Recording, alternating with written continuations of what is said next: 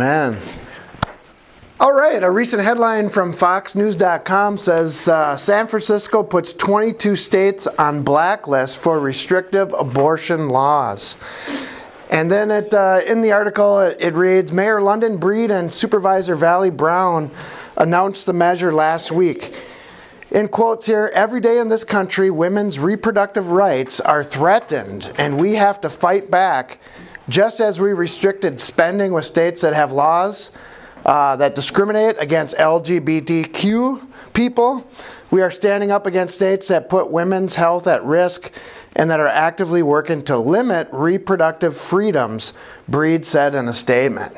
One thing right off the bat that's inaccurate here, nobody's threatening anybody's reproductive freedoms. They use that freedom, or they gave up that freedom when they jumped in the sack. So they already made that choice. Nobody's telling them that they have to jump in the sack with somebody. So that's number one. That's a totally backwards way of thinking. But let me see here. I'll go to the next one here. The states being blacklisted by San Francisco for their severe anti-choice policies are Alabama, Arkansas, Florida, Georgia, Indiana, Iowa, Kansas, Kentucky, Louisiana, Massachusetts, Mississippi, Nebraska, Nevada, North Dakota, Ohio, Oklahoma, Pennsylvania, South Carolina, South Dakota, Texas, West Virginia, and Wisconsin. Do you know how many states I read there? Oh, I don't either. Just seeing if you're accounting. But that's a lot of states. I'll count. A lot of states. You can tell me at the end here, all right? A lot of states have laws that try to protect the life of the unborn in one way or the other. 9 states, Alabama, Iowa, Kansas, Kentucky, Mississippi, Oklahoma, South Carolina, South Dakota, and Texas were already on the city's list because of their LGBTQ laws and policies, okay? So basically what California is trying to do is say, hey, if you don't submit to ungodly or unbiblical policies, then we're going to put you on a blacklist. You are a bad boy, a bad girl, and we're not going to do business with you. We're not going to send our people over to your states. We're not going to buy stuff from you. We're shunning you as a reprobate, okay? So I wish Minnesota was on there. You know, I wish we could be on that list, but unfortunately we're not. But what's alarming about this is this kind of mentality of shunning biblical Christians from society. They're starting with the states here. Let's first tell the states they're bad boys and girls if they don't comply with California's new morality. Then you know, if you don't comply, if you don't comply and you don't submit, then again you're bad boy, bad girl. But this reminds me of, or it's alarming when you see stuff like this, because we know in the end times that eventually a world government will arise and they will try to force Christians to submit. So California is kind of a prototype of what we're going to see in the beast system or the beast government, otherwise known as the kingdom of the Antichrist. So I'm just going to read a few verses from there. Revelation 13:11 says, "And I beheld another beast coming up out of the earth, and he had 2 horns like a lamb, and he spake as a dragon." So we even see this beast in type anyways already arisen. 2 horns like a lamb means it's trying to this beast is trying to look like a gentle creature, but yet he speaks like a dragon. In other words, his teachings are straight from Satan himself. Okay? And this is, what do they try to dress up the LGBTQ movement as? Rainbows, fluffy, nice, rainbows and love and fluffy creatures, trying to make it look soft and nice, but it's really right from the mouth of Satan or right from the mouth of the dragon. So he disguises himself as a gentle, nice, loving creature, but he's far from that. Verse 12, "And he exerciseth all the power of the first beast before him." That was the one world political government. We're not going to get into that today. "And causeth the earth and them which dwell therein to worship the first beast, whose deadly wound was healed." Now, what's interesting about this is more of a religious figure, this second beast that causes the world to worship the first beast, which was a one world political system. And a lot of people say, well, I go to these nice lovey-dovey churches that don't talk about politics. Oh, do they not? Think about this. They really do. They just disguise it as non-political, but really what they're doing is they're forcing people into worshiping this other beast, this one world political system, by disguising leftist political ideologies and philosophies and beliefs like socialism, tolerance, and all this stuff. They package it all up as though it's the gospel of Jesus Christ. So they're really teaching, no matter where you go, they're going to be teaching politics. Whether it's here in this church, we're going to be teaching the policies of that God has set forth for nations and governments to follow, even all the way down to the family. So you never get away from politics. It's just disguised or worded as something different. The leftist churches call it love and tolerance and the love of Jesus, but it's really political leftist ideologies disguised. All right, anyways. The point I'm going to get to here is in a coming verse. Verse 13, and he doeth great wonders so that he maketh fire come down from heaven on the earth in the sight of men. We're going to see that. That's coming up. And deceiveth them that dwell on the earth by means of those miracles which he had power to do in the sight of the beast, saying to them that dwell on the earth, now check this out, that they should make an image to the beast which had the wound by a sword and did live. All right. And he had power to give life unto the image of the beast, that the image of the beast should both speak and cause that as many as would not worship the image of the beast should be killed. Okay? California's just not doing business with you right now. But what they'd really like to do is just get rid of us completely. If they could, they would, right? Verse 16, and he causeth all, both small and great, rich and poor, free and bond, to receive a mark in their right hand or in their foreheads. I think I got a couple more. Here it is, verse 17, and that no man might buy or sell save he that had the mark or the name of the beast or the number of his name. Now think about that for a second. What California did was just that. Now California is not the beast, okay? It's kind of a type of what the beast is going to do. But what they're doing, what the one world government will eventually do is say, hey, if you don't bow down and submit to our policies, our new morality, and worship the Antichrist, then you will not be able to buy or sell. We won't trade with you. Your currency will be worth nothing. We're going to shun you from society. And eventually we know that death is the ultimate option for those who will not comply. So that's alarming when you see California trying to do that. Verse 18, here is wisdom. Okay, I'm not going to go into that, but all right. Well, that's really. Oh, actually, let me see here. Now, I guess I'll go a couple more verses. If we were to be scared, now this is a warning for us. Now, should our states say?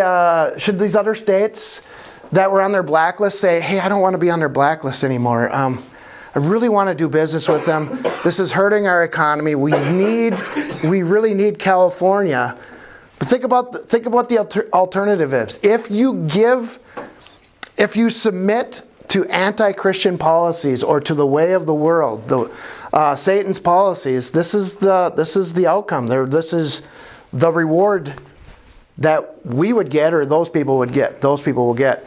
Revelation 14:9, and the third angel followed them, saying with a loud voice, if any man worship the beast and his image, and receive his mark in his forehead or in his hand. Now, why would they want to do this? Because they don't want to be marginalized. I don't want to be shut out of society. I need to survive, man. I need to eat. I need to be able to buy or sell, and I got to do what it takes. I got to do what it takes to survive. So I'm just going to submit, get by so I can feed my family, feed my belly, because, man, I don't want to go hungry, and I don't want to lose my house, and all the things run through your mind that could make this really tempting to do even for the most dedicated Christians, because this is going to be a test of faith. Hey, am I going to just suffer the consequences of the beast or any anti-Christian government and trust in God that He's going to deliver me somehow, or am I going to just bow down and go with the flow? Well, if you could bow down and go with the flow, it's a lot worse of an option. Check this out. Revelation 14 verse 10, the same shall drink, those people that take the mark, the image, they bow down, the same shall drink of the wine of the wrath of God, which is poured out without mixture into the cup of His indignation. And he shall be tormented with fire and brimstone in the presence of the holy angels and in the presence of the Lamb. So here we if we read this in many churches today, now I can say, hey, don't tell me this is the Old Testament, man, because this is the New Testament. Same Jesus, same God who pours out indignation, hasn't changed, other than the fact that you can be forgiven by the blood of Jesus. But, I mean, really, do we want to fear man? Do we want to fear California and take the wrath of God where there's fire and brimstone in the presence of, and be tormented in the presence of the angels? That's pretty serious stuff. I know it'll be scared. Hey, every day in our life, sometimes we make decisions whether to bow down to the world or stay true to God. But when it comes to this, when we get faced with this ultimatum, we better make the right decision, because this is very clear of what would happen to us if we did not make the right decision. Actually, did I read this? No. Here we go. A couple more verses, I guess. Revelation 14:11 says, "And the smoke of their torment ascendeth up forever and ever, and they have no rest day nor night, who worship the beast and his image, and whosoever receiveth the mark of his name." No, matter of fact, if you bow down even today to Satan's ways, you don't really have rest day or night. You feel deep down inside like a sellout, like a kind of a prostitute in a way. Like I prostituted myself out. I'm cheapened. I'm less of a value now because I've been used by these wicked people. And you do feel that torment even already today when you go with the flow. Verse 12, here's the patience of the saints. Here are they that keep the commandments of God and have the faith of Jesus. So this is really ultimately what it's all about, to be an overcomer, is to not give in, to stay loyal, to stay true, not to be a spiritual prostitute, not to be somebody who just opens himself up to everybody that passes by. You say, no, I'm not going to give in to that. I'm going to stay true. I'm going to stay loyal to my God and not cheapen myself out of fear. Okay, questions or comments? Jacob. Like you're saying, why should we be afraid of California? Well, why should we? Because they're a bunch of dancer boys. Okay. All right, they're a little bit of effeminate out there. Is that what you're saying? Okay. Okay. That's his mom's fault. I'm not teaching him that stuff. Anybody else? Actually, I am? Yeah. Oh, no. All right, I'm caught. Yeah.